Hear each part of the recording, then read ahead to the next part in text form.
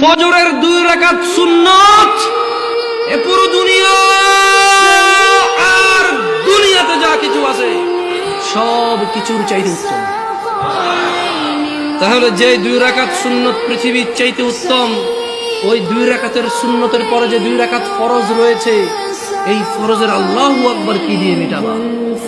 এই ফরজের সামি আল্লাহু লিমান হামিদা কি দিয়ে মিটাবা? কত টাকার মালিক হয়েছে তুমি নামাজের কাফারা দিবা?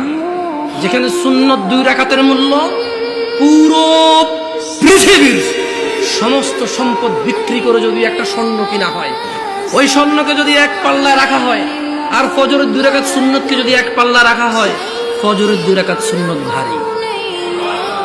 ওই সুন্নত এত ভারী হলে ওই ফজরের নামাজের ফরজ যেটা তুমি ঘুমের মধ্যে কাটিয়ে দাও, ওই 2 রাকাত ফরজের আল্লাহু আকবার সামি আল্লাহু লিমান হামিদা আত-তাহিয়াতু সুবহান রাব্বিয়াল আযীম সুবহান রাব্বিয়াল আলা কি দিয়ে কিনবা? তুমি কি কয় টাকার মালিক হয়েছে যে 2 রাকাত সুন্নতই পুরো পৃথিবীর চাইতে উত্তম?